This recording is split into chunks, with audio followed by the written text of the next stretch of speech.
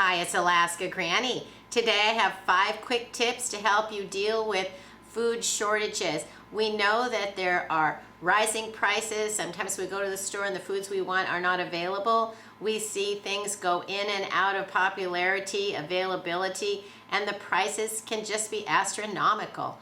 So we want to make sure as preppers that we're building a food storage stockpile and a prepper pantry so that we have the foods that we need no matter what the future holds. And just remember, it doesn't have to be a global catastrophe for you to want to have food on hand. You could just have a weather event in your neighborhood. Someone is sick, you can't go to the store, or gas becomes so expensive you don't want to spend it driving to the store, especially if you live a long distance out of town. My first tip, when you go to the grocery store and you're looking at your shopping list, don't just buy one of the things that you need on your list. Buy 2. Then you have 1 to use, 1 to put away. And then little by little, you can build your stockpile of foods that you're actually eating. If you see a food that looks interesting but you haven't tried it before, don't buy a whole stockpile of them, even if they're on sale.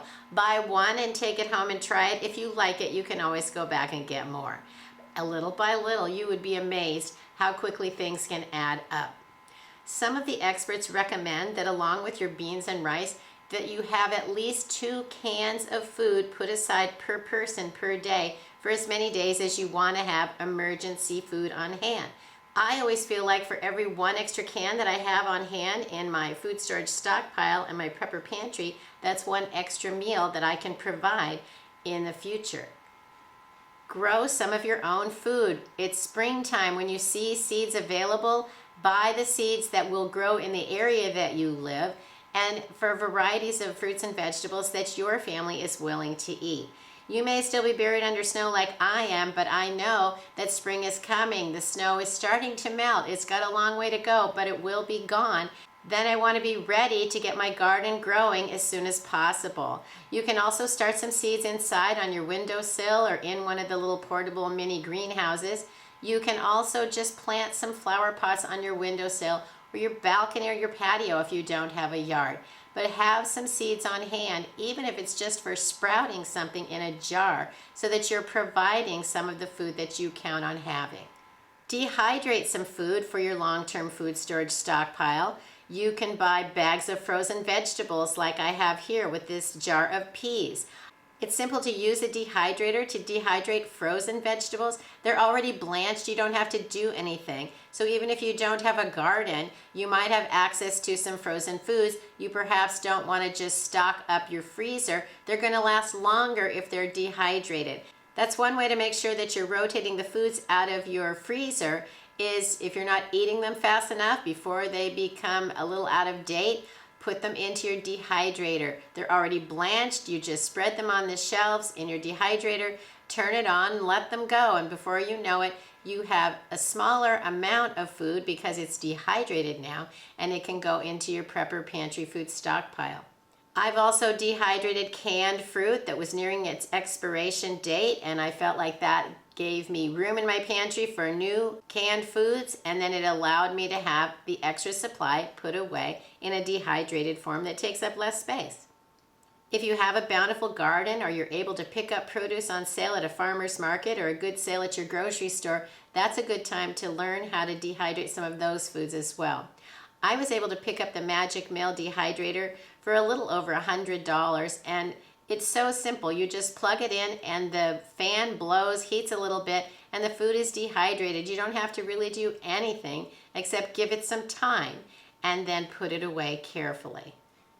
Anytime you use some food that comes in a container, such as a jar or a plastic bottle, that's a container that you can use to store more food for the future. You can wash them very well, air them out, get them to dry completely, and you can fill them up with your dried foods. Rice, beans, oatmeal, pasta, the different kinds of dried foods that are going to last for a long, long time can be stored in small containers. Maybe you only buy, say, 1 pound of rice at a time. You can put some of that rice away into a small jar or container. It can make it easier to have small amounts of foods that you want. All of your dried food doesn't need to go into a 5-gallon bucket. So that makes it harder for you to decide, well, I want to open 50 pounds of food to start preparing meals for my family. You don't have to break into your giant buckets. You can reach for some of the smaller amounts and use those to rotate through your regular meals. Plus, in a real SHTF situation, you could use some of your smaller containers for bartering. One of the things to be leery of, though, is make sure that you get the lids completely clean, because the aroma from whatever was on that lid can really be hard to get rid of. Sometimes you can put them out in the sun for a few days. That doesn't work where I am this time of year, but it could in the summer. You can also try rubbing them with some baking soda, put them through the dishwasher several times, and just give them time for the aromas to dissipate. And then if you're not sure if the scent is already gone, put the lid on for a little while, open it up, and see if it smells just like air. If it still smells like pickles or hot sauce, perhaps you need to still clean that lid a little better. It's not so much that the aroma stays in the glass, it stays in the lid. That's one reason I like to buy the spaghetti sauce that has the mason jar, because then even if you don't want to reuse that lid, you can use a clean canning jar lid to put onto that jar and then have a nice, easy way to store food away. If you have pop bottles, juice containers, you can use the same with those. Don't store milk cartons, though. It's nearly impossible to get the aromas and the milk solids out of a milk jug container, and they're not very sturdy. They're not designed to last. So not only will your water not be very safe, but you're inclined to find that they're leaking after just a few months. And trust me, that is not a disaster that you want to put up with. That not only do you not have the water you were counting on, but it's leaked over other things. And so that's also a good tip. Make sure that you store heavy things and liquids on the bottom of your pantry. Don't put them above dry things or canned goods where they could leak and dribble all the way down and could ruin a lot of your food storage stockpile. So try to think about what could happen in an emergency and then prioritize where you're storing the things that you need. Number 5, store extra water. Do you ever buy bottles of water at the store? They come in a multi-pack. Look at these. This has happened no matter what brand or what size they are. The little containers aren't meant to last very long. The water still might be good, but the plastic is disintegrating. So that's not water that I want to have on hand to rely on in an emergency to drink. So when they start to get like this, that's when you know you've kept them too long and you need to replace them.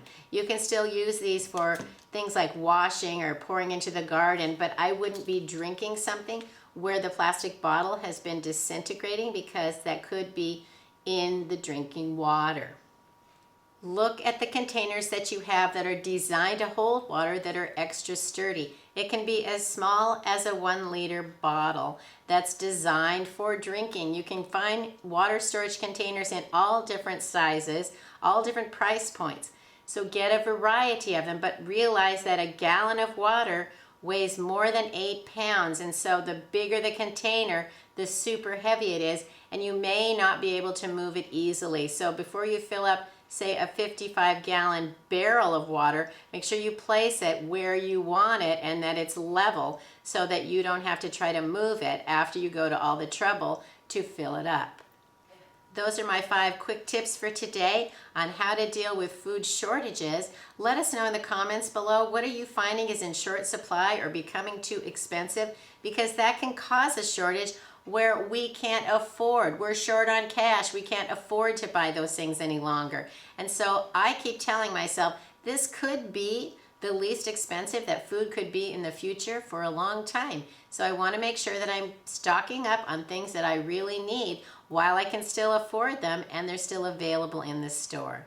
So put aside a little part of your budget for stocking up on food, even if you just buy one extra thing every time you go to the store. Over time, your supply will really build up and you will have plenty of food to help see you through all kinds of emergency situations. If you enjoyed my video, I hope you'll share it with someone else you think might like it. Please subscribe to the Alaska Granny channel.